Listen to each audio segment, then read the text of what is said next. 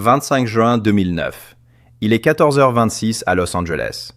Un médecin vient de raccrocher après avoir appelé les secours avec 30 minutes de retard. Dans une chambre de la ville des Anges, le roi de la pop vient de mourir. Quelques kilomètres de là, 3 enfants, 12 ans, 11 ans, 7 ans, s'apprêtent à apprendre une chose que personne ne devrait jamais apprendre aussi jeune. Leur père ne reviendra pas. Mais ce que Star Story va vous révéler aujourd'hui, c'est pas l'histoire de la mort de Michael Jackson. Vous la connaissez déjà. Ce que personne ne raconte vraiment, c'est ce qui s'est passé après.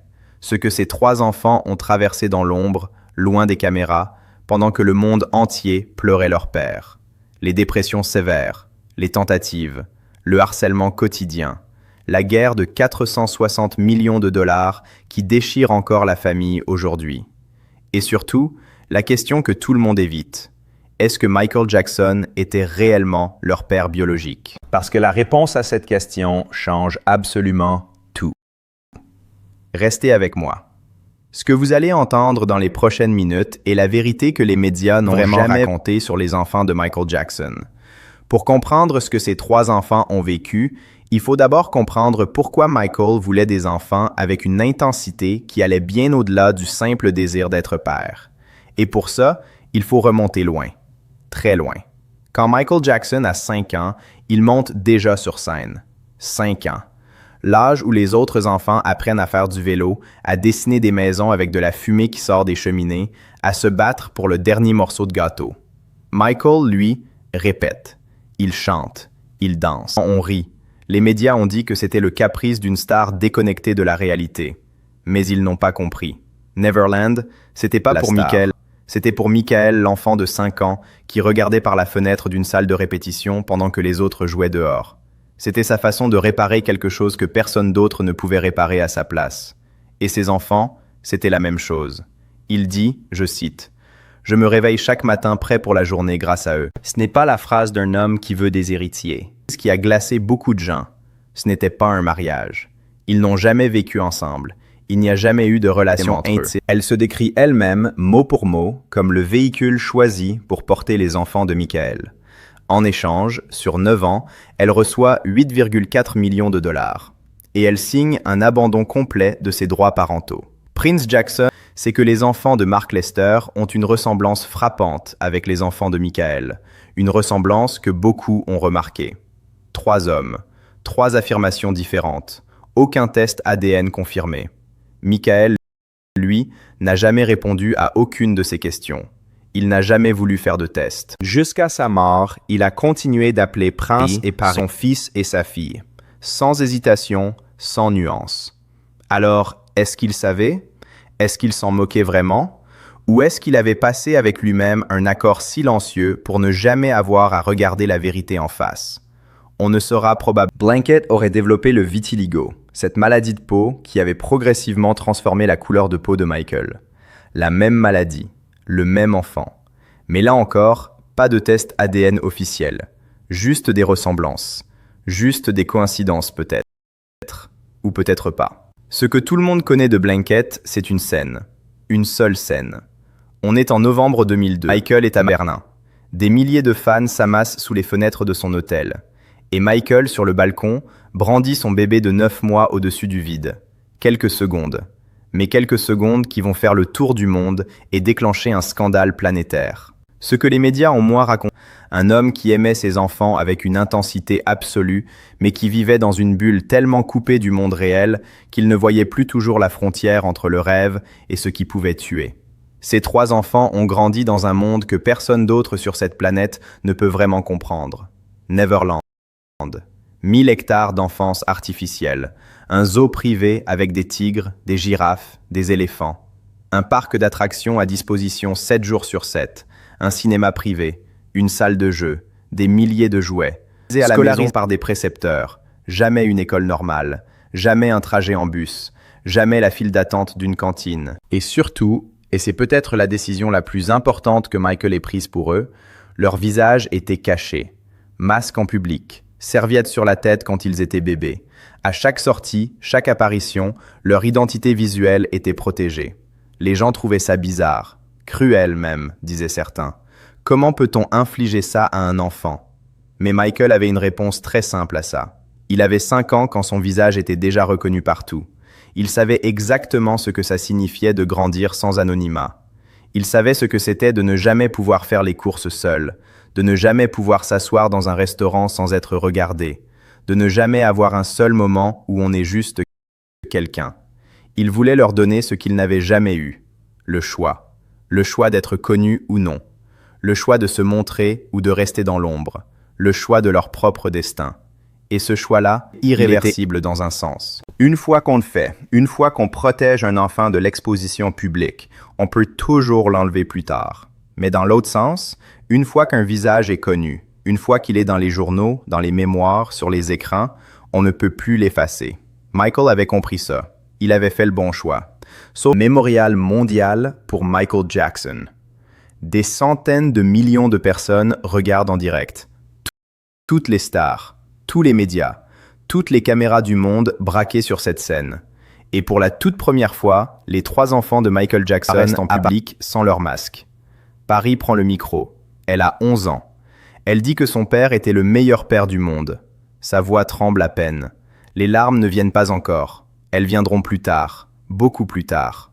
Ce moment dure peut-être 30 secondes à l'écran. Mais ces 30 secondes détruisent en une fraction de seconde tout ce que Michael avait construit pendant 12 ans. En 30 secondes, leurs visages sont partout, sur tous les écrans, dans toutes les mémoires, dans tous les journaux, dans tous les téléphones. La bulle éclate et elle ne se referme plus jamais.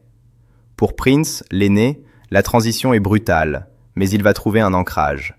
Michael lui avait dit un jour, dans un de ces moments d'intimité père-fils que les caméras n'ont jamais filmé, « Tu es l'homme de la maison maintenant. Tu dois prendre soin de ton frère et de ta sœur. » 12 ans.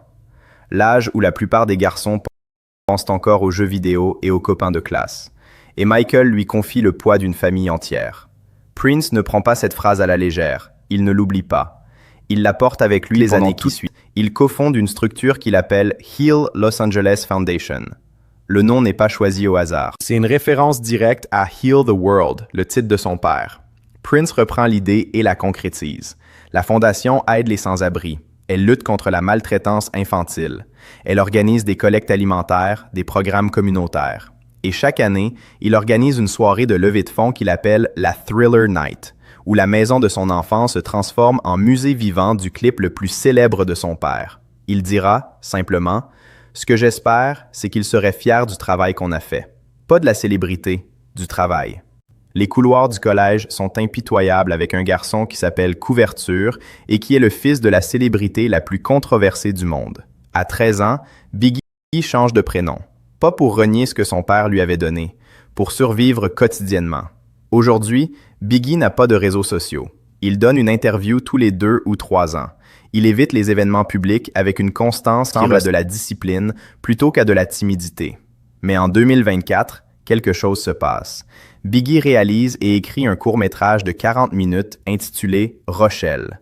L'histoire de 2 amis en compétition pour la première place dans un restaurant gastronomique. Il présente le film au Santa Monica Film Festival. Il remporte le prix du meilleur drame. Pour un premier film, à 22 ans, en silence total. Son frère Prince poste sur Instagram « Mon frère est en train de tout tuer. Il poursuit ses rêves. » Fait quelque chose de très particulier au fond de l'estomac.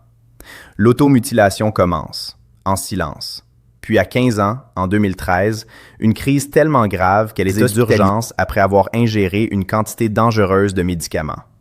Et parce que l'anonymat n'existe plus pour elle, ça devient immédiatement public. C'est exactement ce que son père avait passé 12 ans à empêcher. Elle dira plus tard, dans une interview au magazine Rolling Stone, qu'il y avait eu bien d'autres tentatives avant celle-là. Que celle de 2013 était juste la première à avoir fuité parce qu'elle était allée trop loin. Elle dit, mot pour mot, « Je me détestais. Je ne me trouvais bonne à rien. Je pensais que je ne méritais pas de vivre. » Les médecins diagnostiquent un syndrome de stress post-traumatique, des hallucinations auditives, une paranoïa sévère. Le résultat de années de harcèlement depuis l'enfance, une exposition de votre père, vous devenez instantanément l'une des personnes les plus exposées du monde. Sans transition, sans préparation, sans filet. Même un adulte serait dévasté. Mais Paris Jackson en 2026 n'est plus Paris Jackson en 2013. En 2025, elle fête ses 50 semaines de sobriété. Elle dit à ses fans « Je ressens maintenant pleinement, sans anesthésier la douleur ». Cette phrase, venant d'elle, venant de tout ce qu'elle a traversé, est une phrase immense. Elle a sorti un album en 2020, Wilted, un projet folk intimiste, des textes bruts, une voix qu'on ne connaissait pas. Les critiques la reçoivent pour la première fois comme elle est réellement, pas comme la fille de Michael, mais comme une artiste à part entière avec un univers singulier. Elle a fait de la mode, des couvertures pour Vogue, pour Rolling Stone Magazine, des défilés, quelques rôles dans American Horror Story. Elle a renoué avec Debbie Rowe, sa mère biologique, construisant avec elle quelque chose qui ressemble davantage à une amitié respectueuse qu'à une relation mère-fille classique. Elle est ouverte sur sa sexualité, se décrivant comme une femme fluide, ce qui crée des tensions dans une famille Jackson plutôt traditionnelle. Mais ses frères la soutiennent. Et un jour, elle a dit une phrase qui a mis des années à émerger. « Quand je me regarde dans le miroir, je ne déteste plus ce que je vois. » Certaines phrases coûtent très cher. Celle-là en fait partie. Mais derrière la reconstruction personnelle des 3 enfants, il y a une autre guerre qui se joue, moins visible, mais dont les conséquences sont peut-être encore plus durables. Les stats de Michael Jackson.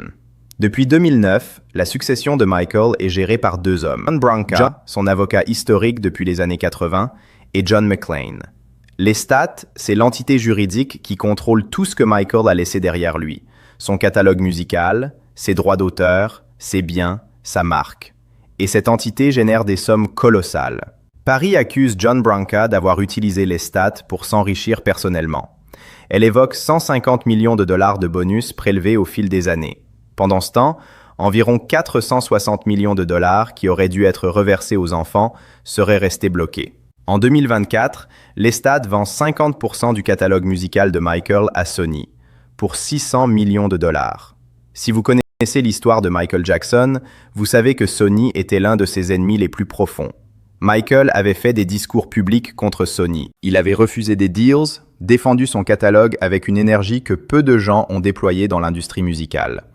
Et maintenant, ses droits appartiennent à moitié à la firme qu'il avait combattue toute sa vie. Paris le dit directement. Son père n'aurait jamais voulu ça. En mars 2026, elle dépose une nouvelle motion judiciaire contre l'estate. La guerre continue. Ce qui rend tout ça encore plus complexe, c'est que Prince, lui, a soutenu le biopic. Il a soutenu son cousin Jafar Jackson dans son rôle. Il apparaît dans des interviews, sur des tapis rouges, souriant, engagé. Et Biggie, fidèle à lui-même, ne dit rien. 3 enfants du même père. 3 réponses totalement différentes au même héritage. Et justement ce biopic, il faut qu'on en parle. Sorti le 22 avril 2026 avec un budget de 200 millions de dollars, le film retrace la vie de Michael, des Jackson 5 jusqu'au Bad Tour. Jafar Jackson, le fils de Jermaine Jackson, le frère de Michael, tient le rôle principal. Sa ressemblance est frappante. Sa préparation de 2 ans, titanesque. Le réalisateur Antoine Fuqua a dit en le voyant pour la première fois, c'était comme regarder l'âme de Michael Jackson revenir à la vie. Mais ce que le film ne montre pas, c'est peut-être plus que ce qu'il montre. Toute la partie controversée de la vie de Michael, les accusations, les procès, les années de descente, a été coupée au montage. La raison officielle, une clause juridique datant de 1994, signée lors du règlement à l'amiable avec la famille Chandler, interdit toute représentation de ces personnes dans tout film commercial.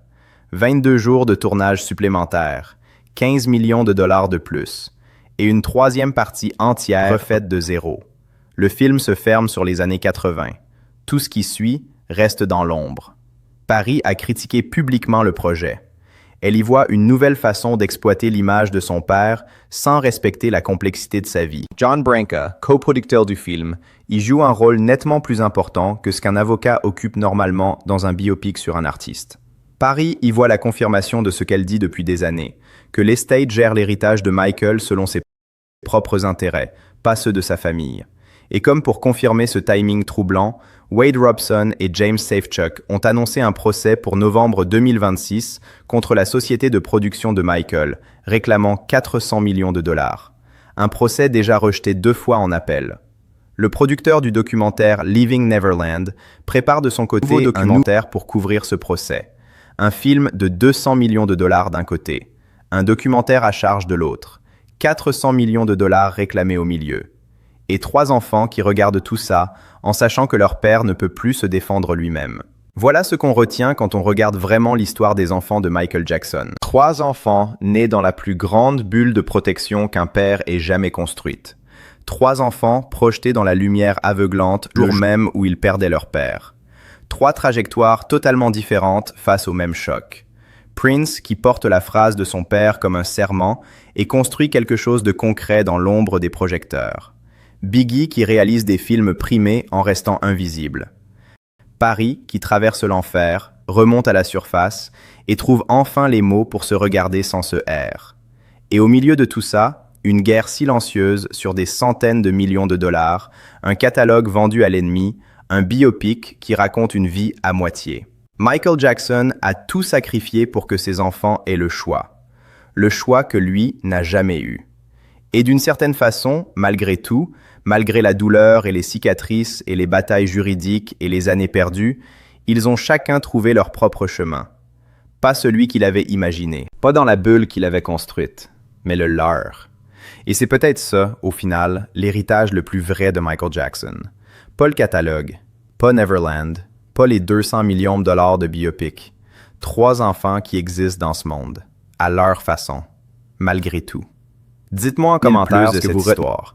Est-ce que vous pensez que Michael a pris la bonne décision en cachant ses enfants du monde? Et est-ce que vous pensez que l'estate respecte vraiment son héritage aujourd'hui? Star Story vous dit à très bientôt pour une nouvelle vérité cachée.